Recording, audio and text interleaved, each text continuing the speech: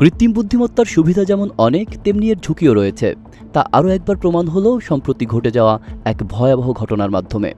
যুক্তরাষ্ট্রে ৬০ বছর বয়সী এক ব্যক্তি চ্যাটজিটিপির দেওয়া ডায়েট চার্ট অনুসরণ করতে গিয়ে গুরুতর অসুস্থ হয়ে পড়েন।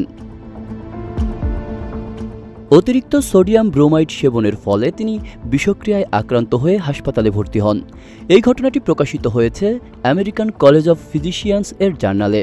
তদন্তে উঠে আসে ওই ব্যক্তি অতিরিক্ত লবণ খাওয়া নিয়ে দুশ্চিন্তায় ভুগছিলেন এবং বিকল্প উপায় খুঁজতে চ্যাটজিটিপির শরণাপন্ন হন। চ্যাটজিটিপি তাকে ক্লোরাইডের বিকল্প হিসেবে সোডিয়াম ব্রোমাইড গ্রহণের পরামর্শ দেন। কিন্তু বিপদ এখানেই, চ্যাটজিটিপি এই উপাদানের পার্শ্ব প্রতিক্রিয়া বা স্বাস্থ্য ঝুঁকি সম্পর্কে কোনো সতর্কতা জানায়নি। ফলস্বরূপ ওই ব্যক্তি টানা ৩ মাস ধরে নিয়মিত সোডিয়াম ব্রোমাইড খেতে থাকেন। কিছুদিন পর থেকেই তার শরীরে অদ্ভুত উপসর্গ দেখা দিতে থাকে।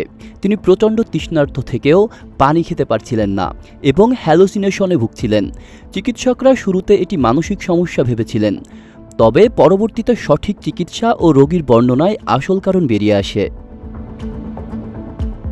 চিকিৎসকরা জানান, ব্রোমাইড বহু আগেই চিকিৎসা ব্যবহারে নিষিদ্ধ হয়েছে এর ঝুঁকির কারণে। বর্তমানে এটি কিছু প্রাণীর ওষুধ এবং শিল্পজাত পণ্যে সীমিতভাবে ব্যবহৃত হচ্ছে। এই ঘটনার মাধ্যমে বিশেষজ্ঞরা কৃত্রিম বুদ্ধিমত্তা থেকে প্রাপ্ত তথ্য যাচাই বাছাই না করে ব্যবহার না করার আহ্বান জানিয়েছেন। রোগী যদিও দীর্ঘ ৩ সপ্তাহ হাসপাতালে থাকার পর সুস্থ হয়ে বাড়ি ফেরেন, কিন্তু ঘটনাটি এক গুরুতর সতর্কবার্তা।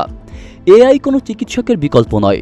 যে কোনো স্বাস্থ্য সম্পর্কিত পরামর্শের জন্য চিকিৎসকের পরামর্শ নেওয়াই সর্বোত্তম পন্থা। আব্দুল্লাহ রফসান জনি, ঢাকা প্রকাশ।